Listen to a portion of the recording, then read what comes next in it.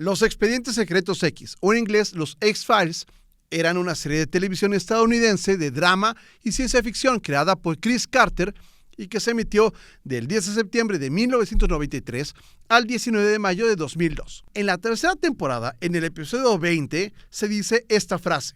I didn't spend all those years playing Dungeons and Dragons and not learn a little something about courage. Y es verdad, no pasé todos estos años jugando Calabozos y Dragones sin aprender algo acerca del valor, del coraje. Hoy vamos a hablar acerca de cómo enfrentar el miedo, no solamente en el juego, sino también aquí afuera, en el mundo. ¿Por qué? Bueno, porque en la mesa los personajes de los jugadores tienen todo el tiempo que estar enfrentando a un mundo amenazante, complejo, fuera de control, del que quieren obtener cosas, en que quienes los manejamos queremos que logren cosas y para ello arriesgan lo que tienen. Y en la realidad también estamos en una situación muy parecida. Como tú, yo también me he enfrentado al miedo. Pasó casi siempre cuando las cosas del mundo ocurren de manera diferente a la forma en que pensé que pasarían, en que eventos imposibles de prever para mí ocurren sin que pueda hacer nada, pero sobre todo he tenido miedo de cosas que jamás llegaron a acontecer. En incontables noches en que hice 10 o 12 temporadas de las peores series de terror en mi mente, en lugar de estar dormido. Primero vamos a hablar de eso, del miedo imaginario que llega en la noche. Esto que nos pasa a todos y que puedes ver claramente con los niños que a la hora de dormir comienzan a temer por todo tipo de cosas, por los vampiros, por la escuela en la mañana. Esto ocurre porque en la noche nuestros cerebros siguen en marcha. Se apaga el ruido del día y lo que queda es silencio. Y ahí es cuando la imaginación toma el volante. Primero, al no tener distracciones, tu mente puede enfocarse en pensamientos que durante el día ignoras. A veces son miedos reales, pero otras veces, la mayor parte de las veces, son fantasías. Segundo, el cerebro humano está programado para estar más alerta en la oscuridad. Evolutivamente identificamos la noche como un momento peligroso. Es normal que la mente imagine amenazas, aunque sean absurdas. Tercero, si estás preocupado por algo, la noche es el momento en que esos pensamientos aparecen con más fuerza. Y el cerebro, que odia el vacío, empieza a construir escenarios para darle forma al miedo. Y cuarto, llegamos a un estado que se llama hipnagógico, en que es un momento que te encuentras entre el sueño y la vigilia, en que podemos experimentar imágenes mentales muy vívidas. Todo esto es el escenario perfecto para un pánico nocturno inmovilizador. Esto es en cuanto a los miedos nocturnos irracionales.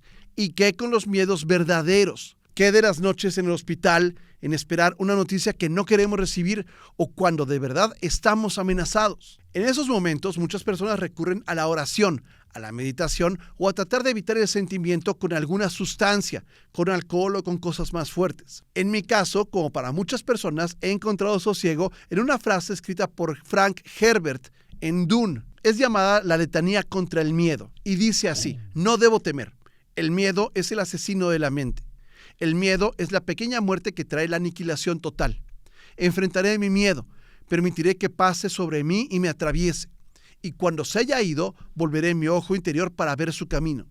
Donde el miedo se ha ido, no habrá nada, solamente yo permaneceré. Hay algunos antecedentes a frases similares, e incluso William Shakespeare menciona una cosa similar en su obra Julio César. Pero me parece que nadie como Frank Herbert sabe resumir una posición filosófica muy poderosa ante un estímulo interno que a veces es imposible de evitar. Vamos a desmenuzarlo. Primero, no debo temer.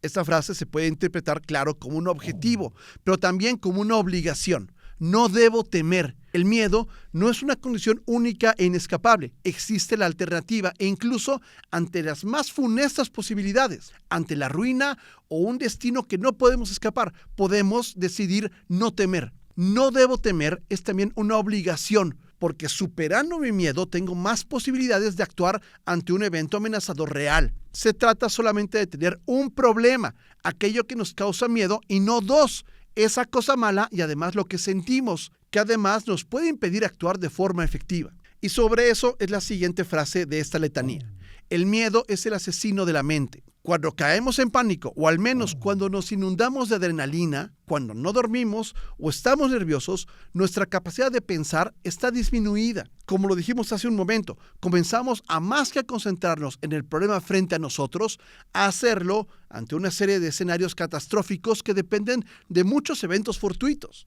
El miedo nos lleva a paralizar nuestro raciocinio con ideas que no nos sirven. No podemos decidir con miedo. No podemos actuar con miedo, o al menos no de manera tan efectiva como lo haríamos sin él. La siguiente frase es: el miedo es la pequeña muerte que trae la aniquilación total. Es cierto, con cada pensamiento funesto experimentamos una versión disminuida de esa realidad aún inexistente. En cada escenario imaginario al que vamos, vivimos y reaccionamos emocionalmente con eso que imaginamos. Es como una escalera de pequeños dolores que paraliza todo el sistema hasta que se hunde el barco. Son pequeñas muertes que traen la aniquilación total. Este es el punto más bajo de toda la letanía, el lugar donde vamos a llegar a menos que decidamos que tengamos las herramientas para salir de este círculo vicioso. Es como un flat spin del que vamos a hablar más adelante. La siguiente frase es la decisión que nos hace seres pensantes, que podemos trascender, superar nuestros instintos de huida o pelea. Enfrentaré mi miedo. Es en primera persona y quiero señalarte que no es enfrentar aquello que nos causa miedo, no aún, sino la sensación misma. No vamos a huir de la sensación del miedo. No vamos a tratar de pensar en otra cosa o enfrentarlo mañana o evitarlo. Vamos a dejar que nos invada. La siguiente parte es: permitiré que pase sobre mí y me atraviese. Es sentir el miedo en toda su extensión, saber que las consecuencias, incluso de lo peor que nos puede pasar, es del tamaño de los humanos, que están limitadas, que la vida propia y ajena tiene límites, que hay cosas que se pueden cambiar y cosas que no, que claro que puede pasar lo peor que puede pasar y que también puede pasar lo mejor que puede pasar, que nuestros esfuerzos, incluso el mayor, tiene límites. Es ver esos límites de lo que podemos hacer con toda claridad. A veces me ha pasado que estoy ante una situación difícil o estresante. Afortunadamente no han sido muchas veces, porque en ese sentido he tenido una buena vida. Pero incluso en el peor momento pienso, en 24 horas esto habrá pasado. Lo que temía habrá ocurrido o no habrá ocurrido. Y en un año, con o sin mí, las cosas van a recuperarse, más o menos. Y la vida para todos sigue como era antes de mí. La frase completa es: permitiré que pase sobre mí y me atraviese, y cuando se haya ido, volveré mi ojo interior para ver su camino. Esto es que inevitablemente cuando pase lo que tenía que pasar, cuando hemos actuado o no actuado, tenemos que pensar, ver con nuestra mente, con nuestro llamado ojo interior, cómo nos afectó ese miedo, qué partes de nuestra vida tocó y cuáles no. ¿Cuáles fueron sus consecuencias? Vamos a ver su camino, es decir, cómo llegó, cómo pasó por nosotros y cómo incluso el miedo más terrible se fue. Donde el miedo se ha ido, no habrá nada, solamente yo permaneceré. Quiero entender que al final, eso, el miedo, era una cosa que hicimos nosotros. Ya no está, solamente nosotros prevalecemos. Queda claro que era una cosa creada por nuestra mente, artificial, inventada. Podemos actuar fuera de ella. Ya que hemos identificado el miedo y lo que nos hace, podemos ver con claridad la causa y la podemos atacar. Primero te recomiendo que esa causa, lo que provoca el miedo, escríbelo con frialdad. No es me da miedo que, no, es el problema pelón, como si se lo estuvieras explicando a otra persona. No puedo pagar la renta de este mes. Nombrarlo sin adornos lo hace manejable. 2. Separa el miedo del hecho. Y haz 2 columnas, lo que realmente está pasando y lo que temes que pase. Esto te va a permitir ver qué parte es realidad y qué parte aún no lo es. Incluso, cuánto tiempo tienes para actuar y si puedes hacerlo. 3. Planea sin drama. Trata para esto de olvidar por un momento tus emociones y nuevamente describe con las menos palabras posibles como si fuera para otra persona. ¿Qué es lo peor que podría pasar? ¿Qué es lo mejor que podría pasar? ¿Qué es lo más probable que pase? Luego, haz un plan para ese escenario probable. No tiene que ser perfecto, solamente funcional. 4.